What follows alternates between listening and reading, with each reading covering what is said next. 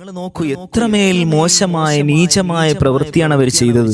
സ്വന്തം മകനെ പഠിപ്പിക്കുന്ന ഗുരുനാഥനെ, സ്വന്തം മകന് പരിശുദ്ധമായ ഖുർആനും മറ്റും പഠിപ്പിച്ചു കൊടുക്കുന്ന അധ്യാപകൻ ശിക്ഷണത്തിന്റെ ഭാഗമായിട്ട് മകനെ തല്ലിയതിന്റെ പേരിൽ സുബ്ഹാനല്ലാഹ്, മാതാപിതാക്കൾ പോയിട്ട് ഉസ്താദിനെ തല്ലിയാണ്, കുടുംബക്കാര് പോയിട്ട് ഉസ്താദിന്റെ തലക്കടിക്കുകയാണ്. നഊദു ബില്ലാഹ്. വളരെ തുച്ഛമായ ശമ്പളത്തിന് ജോലി ചെയ്യുന്നവരാണ് മദ്രസയിലെ മുഅല്ലിമീങ്ങൾ.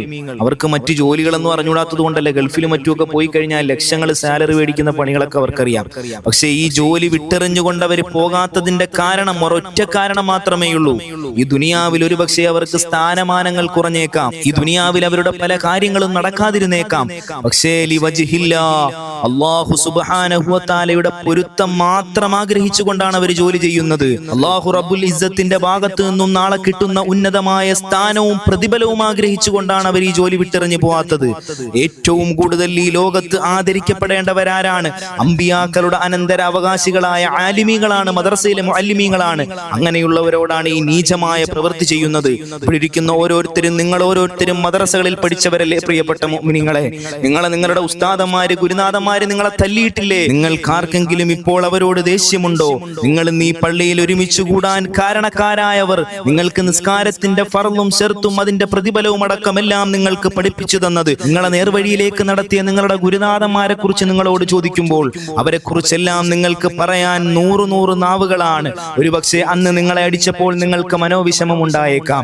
ഇപ്പോൾ നിങ്ങൾ ഇന്ന് അനുഭവിക്കുന്ന മധുരം, നിങ്ങൾ ഈ നിസ്കരിക്കുന്ന നിസ്കാരങ്ങൾ, ഇതെല്ലാം നിങ്ങളുടെ ജീവിതത്തിൽ ചിട്ടയായി നിർവഹിക്കാൻ പറ്റുന്നതിൽ നിങ്ങളുടെ അധ്യാപകർ, നിങ്ങളുടെ ഗുരുനാഥന്മാര് വഹിച്ച പങ്ക് എത്രയാണ്? അവരല്ലേ നിങ്ങളെ ഈ നേർവഴിയിലേക്ക് നടത്തിയത്? അവർ കാരണമല്ലേ നിങ്ങൾ ഈ പള്ളിയിൽ വന്ന് ജുമാഅയ്ക്ക് ഇവിടെ ഒരുമിച്ച് കൂടിയത്? എന്നാൽ ഇനി വരാൻ പോകുന്ന തലമുറയുടെ കാര്യം വലിയ അപകടമാണ് പ്രിയമുള്ള മുഅ്മിനീങ്ങളെ. നമ്മൾ മനസ്സിലാക്കണം, ഗുരുനാഥന്മാരെ അവരെ അടിക്കുന്നില്ല, ശരി. പക്ഷേ നാളെ സമൂഹത്തിന്റെ മുമ്പിൽ, നാളെ മറ്റുള്ളവരുടെ മുമ്പിൽ നിന്ന് അടി കിട്ടേണ്ട ഒരവസ്ഥയിലേക്ക് അവർ നീങ്ങും. അല്ലാഹു നമ്മളെ മക്കളെയൊക്കെ കാത്തു രക്ഷിക്കുമാറാകട്ടെ. ഞാൻ ചോദിക്കട്ടെ, ഈ മക്കളെയൊക്കെ കൊഞ്ചിച്ചും താലോലിച്ചും ഒക്കെ വളർത്താനാണെങ്കിൽ നമ്മൾ വീട്ടിലിരുത്തി വളർത്തിയാൽ പോരെ? എന്തിനാണ് മദ്രസകളും സ്കൂളിലേക്ക് വരെ പറഞ്ഞു വിടുന്നത്? ഒരൊറ്റ കാര്യം നമ്മൾ ചിന്തിപ്പിക്കണം.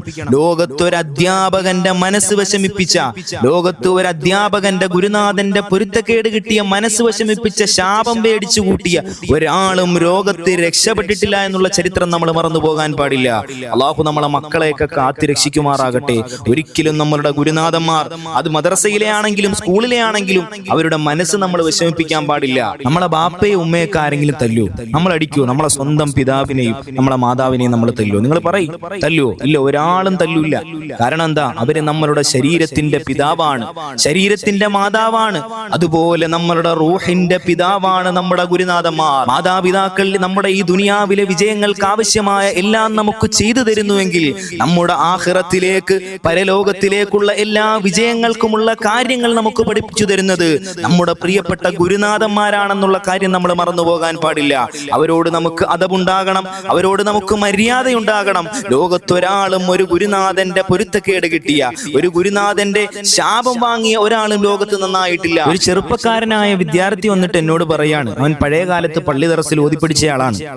അങ്ങനെ പള്ളി ദറസിൽ പഠിക്കുന്ന സമയത്ത് തന്റെ ഗുരുനാഥൻ ഉസ്താദ് ചെയ്യാത്ത എന്തോ കാര്യം പോയിട്ട് വീട്ടിൽ പറഞ്ഞു കൊടുത്തു. എന്നെ ഉസ്താദ് അങ്ങനെ ചെയ്തു, അങ്ങനെ എന്തോ പറഞ്ഞു കൊടുത്തു.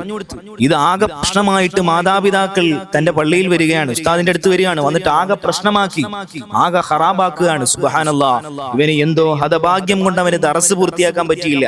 എന്നിട്ട് ഇവൻ എന്നോട് വളരെ വിഷമത്തോടു കൂടി പറയാണ്, ഞാൻ വളർന്ന് ജോലിയിലൊക്കെ പ്രവേശിച്ചു.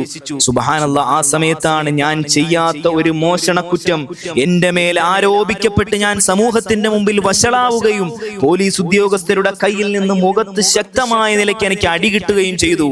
അപ്പൊ എനിക്ക് എന്റെ മനസ്സിൽ തോന്നിയ ഒരു കാര്യമുണ്ട് ഉസ്താദേ, ഞാൻ ചെറിയ പ്രായത്തിൽ എന്റെ പ്രിയപ്പെട്ട ഗുരുവര്യരെ ഞാൻ വേദനിപ്പിച്ചിട്ടുണ്ട്. അതിന്റെ ബലമായിട്ടായിരിക്കാം എനിക്ക് ഇപ്പോൾ അനുഭവിക്കേണ്ടി വന്നത്, ചെയ്യാത്ത കുറ്റത്തിന് വിധേയനാവേണ്ടി വന്നത് എന്ന് അവൻ എന്നോട് വിഷമത്തോടു കൂടി പറയാണ്. ഞാൻ ചോദിച്ചു, മോനെ നീ ഉസ്താദിനോട് പോയി പൊരുത്തം ചോദിച്ചു? ഇല്ല, എനിക്ക് ഉസ്താദിന്റെ മുമ്പിൽ പോണം, ഉസ്താദിനോട് പോയി കണ്ട് പൊരുത്തപ്പെടിക്കണം എന്ന് എന്നോട് പറയാണ്. നോക്കണം, സുബ്ഹാനല്ലാഹ്.